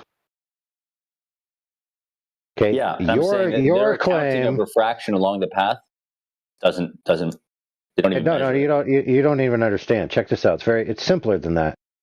Okay, if the laser is hitting the target, right, and a straight laser, unrefracted or unaltered in its path, right, would pass over the target approximately 300 feet. That means in order for the Earth to be a globe, the laser had to have curved around and reoriented itself to hit a target below 300 feet. Okay, by 200, well, there was about 10 feet, let's say, so I think it was 290, so about 280 feet. So just go into Bislin's and find out how much refraction would be required to curve a laser that much over that distance. Again, it's not continuous. Once again, I just did that, and I had to max out the refraction slider to 1. It's in the side chat screenshot. Right. So it's either going to be continuous, and so over the entire arc there's going to be subtle amounts of change, or it's going to be non-continuous, where there's going to be very little change and then dramatic change, which means that pocket of dramatic change needs even more extreme conditions than the rest of the non-continuous arc that it's supposedly traveling in, JJ. Don't you get that? What? I know. Sorry, I forgot. I'm dealing with retarded globers. Let me make it more simple. Maybe I'll draw it in crayon. Yeah, draw it in the crayon. That'll be easier. Okay, so if you're traveling 1,000 miles an hour in a hot rod specifically designed to win the land speed record, okay, and there's a brick wall at the end of the track, you have to slow down before you crash into the brick wall. So option A is you start slowing down way before you hit the brick wall, and then you only have to apply a certain amount of slowdown so you don't break your own neck. Now, if you try to stop all at the end of the brick wall, your neck's going to snap in 2 pieces. So you either make slow, gradual changes over a long period of time, or you make extreme changes that have extreme impacts in a very short amount of time and distance. Yeah, I mean, they're having an issue of like their calculation of refraction is off, despite I mean, according to GPT-5 thinking, 5 to 8 orders of magnitude, or their interpretation of what they're seeing is wrong. Like, for example, do you know what attenuation is? The idea that a beam can scatter. It becomes weaker, and so then you see it creates different dots that go in different paths. What if it's that, especially at that range? That's when attenuation is going to be happening. What? That, you don't know if the beam did not start scattering at one point because it starts fading, and then what they're catching as a laser hitting the target is really just one scattered part of an attenuated beam. No, that's not how it works. See, they actually took a photograph. Check it out. They took a photograph of the beam centroid. Lasers have a Gaussian distribution. You could apply an algorithm. It'll tell you that you're looking at the center of the beam. An algorithm, okay. Oh my God, dude! I forgot. That sounds like assumptions to me. Do you want me to draw it in finger paints? Crayons may be too highbrow for you. No, but that's hypocritical. Setting an algorithm. No, it isn't. No, it isn't, dude. Pay attention. Lasers have a Gaussian distribution profile. So if you're looking straight at a laser, the glow off is going to fade off in a Gaussian distribution. And if you apply an algorithm that could tell you whether it's a Gaussian profile or not, it can tell you the center. Holy crap, dude. Holy frickin' crap, dude. Yeah, again, if you're dealing with a lot of attenuation, I don't think that's really going to make much of a difference. Yeah, go get the definition. Go get the definition of attenuation, and then come back and read it, and then tell me how it applies to the situation.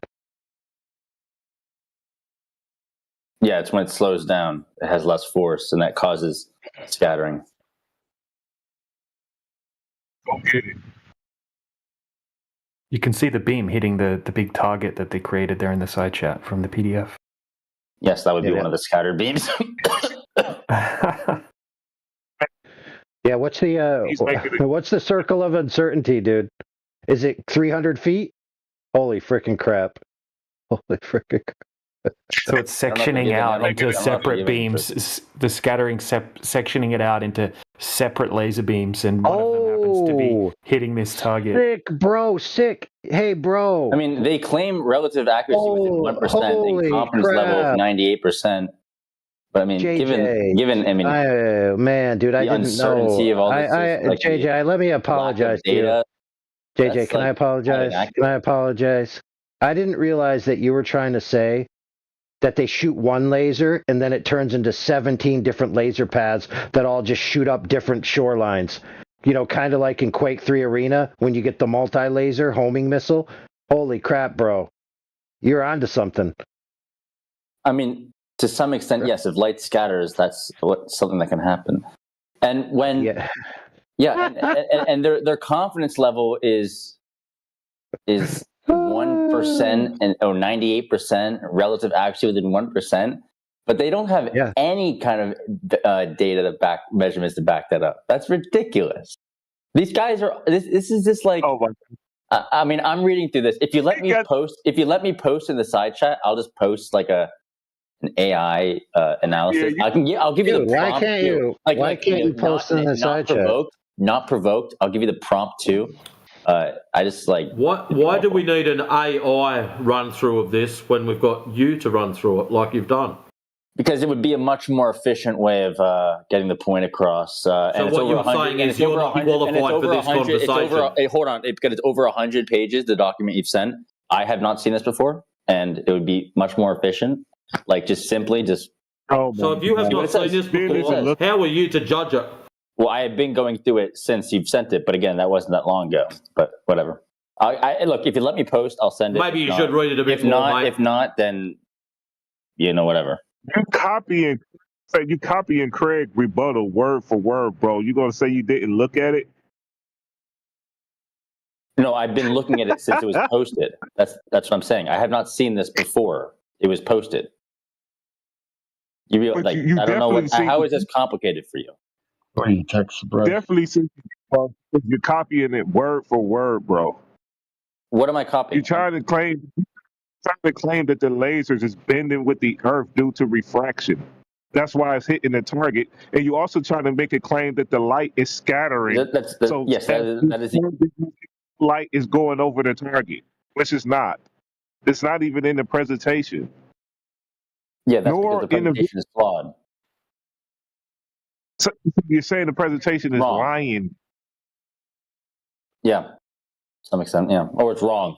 I don't know their intentions. They're wrong. It came wrong because it definitely hit the target. That's the claim in the presentation. No, but hitting the target. No. But the issue is hitting the target happens with refraction, and it happens with a bunch of things also. You're it happens with attenuation too. But the question is, how do you account for that? And they're accounting for it. It's horrible. It's in fact negative. Well, maybe you could enlighten us on how to account for it correctly.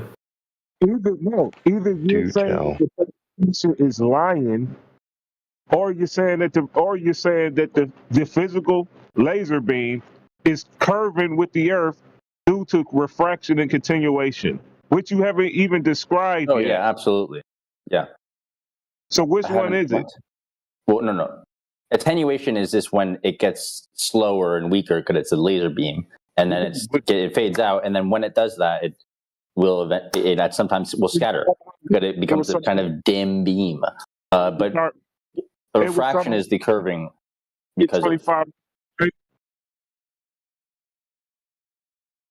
it was somehow curved and hit the target 25 miles away. Yeah.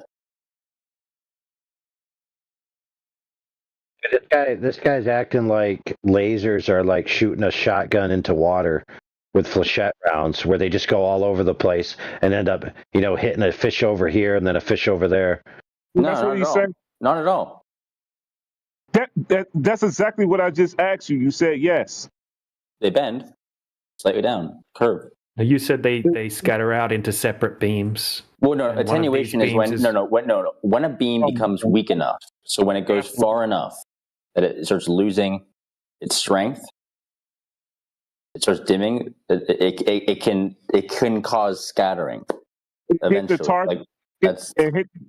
Hit a target 300 feet below the Earth. This Earth tangent. So that means no matter where they set it, it would hit that target.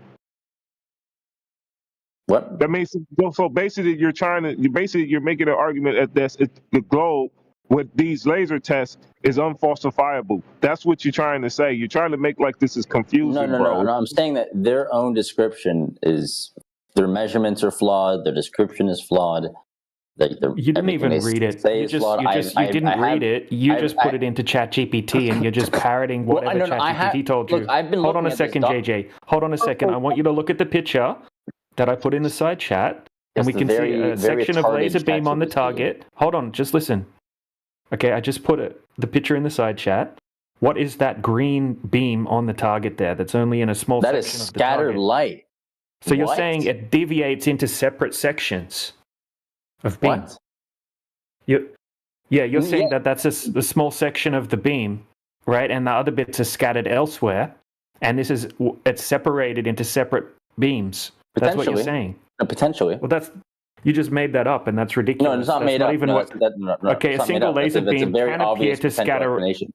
A single laser beam can appear to scatter out or spread over distance, but it does not literally split into separate laser beams. Oh no, it doesn't have to split around. Yeah, but it can scatter in a sense that it directs somewhere else. Like. Okay, this is not radical. Why is there a concentrated beam on a particular section of the target as if the laser beam is hitting the target? Oh, yeah, well, it's very simple. It's very simple, JJ. Give me one example of a laser having done this at any time in history that's been recorded. Scattering like that? I don't know. Yeah. I'm not an expert in lights, but I can tell you, like... Now he's not an expert! No, but this is the point. You're appealing to... You're making this logical fallacy. You're appealing to who I am, who's saying it, but this is why I'm saying, okay, let me just dude, you're making a claim. You're making a claim that something happens. I said you give me one example of it ever occurring in history, and so now you have no idea what you're talking about, dude. Can I post something in the chat? Yeah, why not? Because I'm not able to post. Well, I don't know why you're not able. Why aren't you able? Did you get banned from posting, or you don't have enough rank? I don't know. I haven't been able to post. Try now. There we go. I can post now. Well, there's even this is not that, but there's even with the Rayleigh criteria, there's even Rayleigh scattering. Yeah, Rayleigh scattering. Yes, but That's sunset. That's red. When do lasers do not travel straight and do not hit targets horizontally? That's what we're trying to figure out. Because you're saying that lasers go everywhere, which defeats the purpose of a laser. No, I'm talking about an optical illusion, to a potential degree. optical illusion. It wasn't. I'm not saying that's what happened. I'm saying that's a potential optical illusion. This happened. Look, Actually, that you're trying to say that the laser scattered all over the place, so eventually it would hit its target either way, whether it's focused or not. Well, to some degree, JJ, listen, to some degree, JJ is correct, and I'll explain. It's very simple to understand. Okay, if you shoot a laser straight in a room, okay? Now, go to the side of the laser in an observation window, so you're looking at the laser perpendicular to its path. Now, fill the room with fog. You're going to see a green line going across the room, right? That's the laser. But that's not the direction the laser main light is traveling. Those are the portions of the light that are being hit on the particles and then being redirected to your eye. So in that manner, you could argue, well, that's the laser being split off into separate quote-unquote beams, but they're not beams at that point. The main beam is the point that's traveling straight ahead. What's being deflected off is no longer part of the beam. But how do you know that's not a reflection or deflection? Beam still hitting the target. What? Right. The main beam is still hitting the target, but what you're seeing going off on the side isn't the main beam, dude. And by the way, if you apply the Gaussian profile, listen, if you're looking at a laser on sideways, it's going to look like a straight line going across your field of view, right? If you apply a Gaussian profile to that, you're not going to get a centroid. But if the beam is hitting you, you are. I mean, I don't know why this is so complicated. I don't know why this is complicated at all. Well, listen, homie. Listen, Reggie, I don't have anything simpler than finger paints to draw a picture for this kid, so I don't know what to do.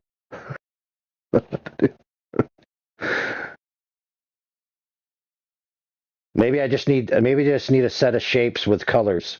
A red triangle. Maybe he needs schoolhouse or rock. You need to, I don't know, make a jingle or song for him.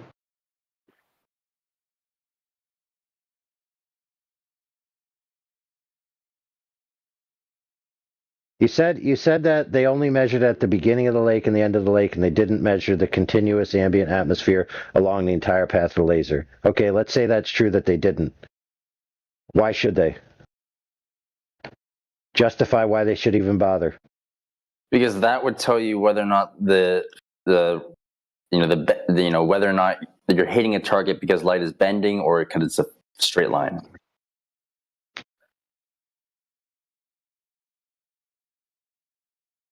Well, wouldn't the video footage or photographic footage of the light hitting the target prove that it's doing its thing? No, but it doesn't prove why it's doing its thing. Who cares? The result at the end is it hits its target. Ta-da! Well, if it's because light's refracting, that means it's bending over a curved surface. So you're making the claim that refraction causes lasers to follow the 8 inches per mile squared average. No, that's not true. What he said isn't true. No, this is if you prove light is simply refracting, that doesn't prove it's bending over a curved surface, dude. Right. Correct. But if you prove that you invoke measurements that you're seeing, if it's refracting and you're hitting a site at 20-something miles, if there's a bunch of refraction going on and you're hitting what's supposed to be line of sight, then you know it's not a straight line. Okay, how much refraction would be necessary? No, but with any refraction, if you're seeing line of sight Holy at that crap, much distance, dude. and there's any refraction would mean that you're not on not on a flat surface. Hey, why every time we ask this, how much refraction is necessary? I asked this, He how said much? he said any refraction. So if there's 6 feet of differential between the laser and the ground, and there's a sufficient amount of refraction to only vary the laser within a circle of uncertainty of 6 feet, he then thinks that means you're not on a flat surface. Are you kidding me, dude? No. The refraction that you That's the see dumbest along this thing path, that I've heard you not say. any refraction, the refraction that you see along this path is going, and we know there's refraction, and if it's line of sight, then if there's refraction, then it's not a flat surface. Like if things are shifting upwards, like just like that, the ships in the horizon video, like there are times when they are sinking below, and there are times when they are higher. If the time when they are higher is when you think you're line of sight, then you're obviously not on a flat surface. That's when you're seeing mirages.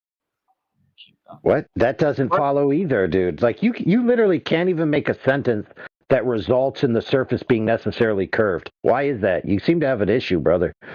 When things are wavy, they're higher than they should be, but it looks line of sight, then line of sight means it's not line of sight because it's wavy. Holy crap, dude. So it's wow.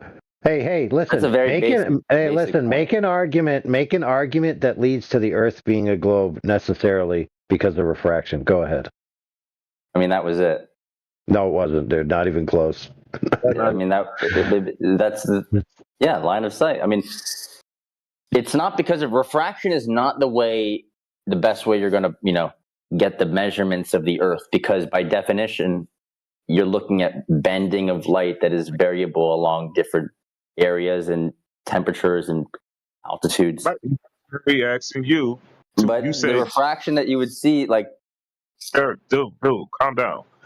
You the one that said that reflection is obstructing the measurement to begin with. Therefore, you have to take account for refraction.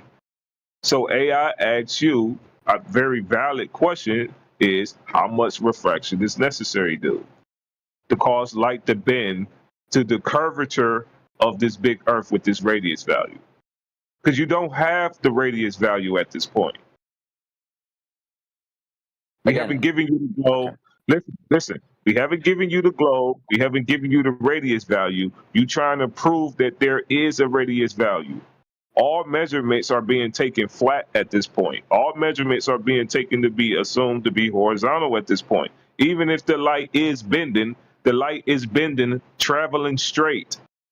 You don't have a curve yet that you have proven. So you have to somehow convince us or prove to us that the light is actually bending to the point where it's curving. So you're going to have to definitely tell us how much refraction is required for the light to curve over a physical hill you guys call the horizon. Valid question. No, you can't just say, any refraction. You could put a little bit of refraction and it would curve over this 30. No, you have to do some type of math to tell us what refraction that you will have to account for the curve that basically cause light to bend, curving around a surface with a radius value.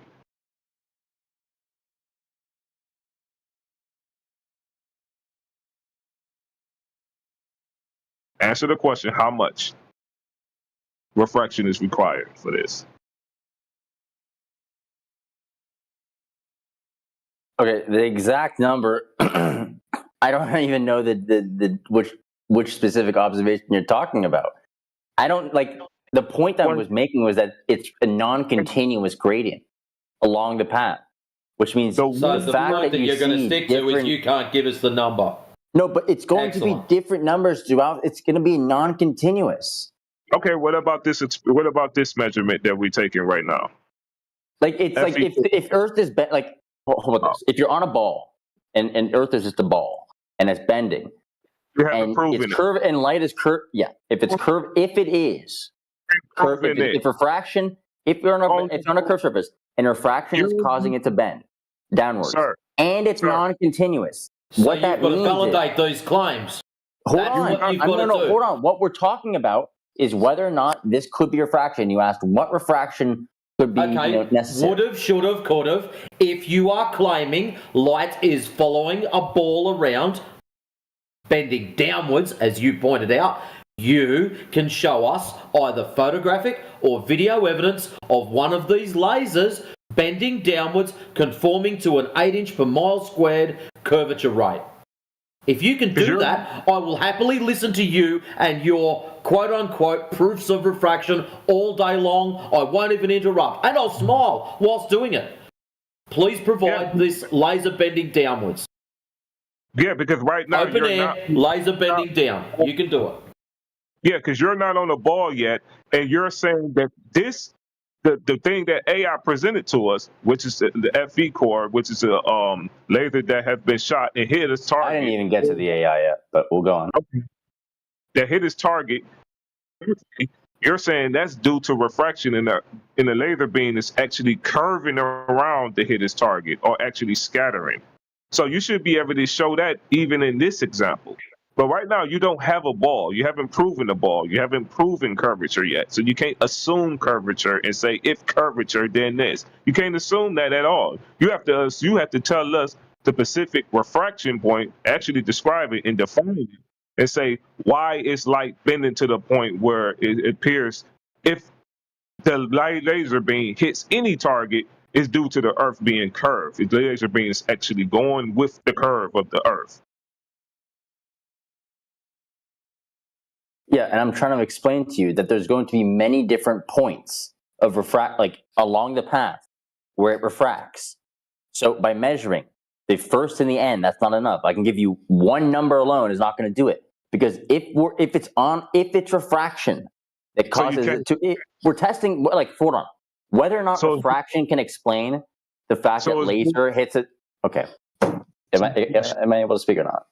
So you're lying. Can I speak or not? You're already saying the exact same thing, and you're giving us the same bullshit. We're seeing whether or not refraction is the cause of the laser hitting the target. Great. And if it's refraction, assuming that the Earth is a completely flat, level surface, is a false assumption to test whether or not it is atmospheric refraction, which is inhibited by a curved Earth. Yo, Glober, you don't know what refraction is, Glober. You're not falsifying refraction. Glober, the more refraction, the less you see, this is one of the basic methodological issues, that they're not actually testing refraction. Glober, you don't understand refraction, Glober. They just don't understand it. Glober, you don't understand what refraction is, just so you know, Glober. Aren't you guys tired of this after 5, 10, 15 years of the same shit all the time? Yeah. Oh no, we get new special eds in daily. Example, let's go, Joe. Shit. It's actually quite entertaining. Yeah. Okay, JJ. So do you have a counterexample that does take these confounding factors into account, that validates that there is such a thing as Earth curvature and a geometric horizon? Do you have that? Yeah, I've given you stuff before, but because it just freaked out. But it's got to be analogous. It's got to be like a laser test, right? Because we're talking about laser tests. So do you have one? Yeah, I'm pointing out the massive methodological flaws in doing No. this. Just answer. You've got to answer my question. Okay, so I understand what you're saying about how you could have, say, a pocket of hot air or a pocket of cold air at, say, 4 miles, and then at 10 miles you could have a different pocket of air, and it could affect the way that the light's traveling across, right, from point A to point B, but they only took measurements at point A and point B, whereas there's all of these other points in between that could cause deviations, okay? Valid point. Fair enough, okay? It's still hitting the target over all of these different tests. That's why they didn't just do one test. They're doing a stack of different tests. So if you're saying the laser's doing all of this crazy shit between point A and point B and still hitting the target at the other side, that's a pretty crazy claim. So maybe you should be the one that has, that shows something that does take all of these different points along from point A to point B into account. Okay, so you've established that you have a very reliable idea of what's going on with the refractive index between point A and point B. and it aligns with the globe, right? But I know that you don't have that, and I just want you to admit that, or show that you do have it, and then we can go over it. Yeah, but he doesn't even have the globe. He haven't proven it yet. Nor have he even established that yet. The only thing that he have is refraction. But he has to somehow prove to us and show us, right, something specific about refraction and give us the scale of this refraction where it will cause the light to bend to a point where it will follow a radius value of the globe. That's all I'm asking. I mean, I don't understand on why that's so hard for him to do. You don't need a bunch of numbers for that. So JJ, do you have what I asked you for, or don't you have it? Don't say that you've tried to give it in the past or something like that. Like, do you have a counter laser test that does take these variables? Friend, he doesn't have Yeah, I know shit, that. friend. I want them to admit that, though. No, they I've won't. sent. No, he doesn't have shit. This guy. There you go. If you're just gonna talk over me, Please stop Listen, I haven't. Sure. Listen, y'all was talking and you started talking over me. Shut the fuck up. So these like always, these globers, what they think is refraction is.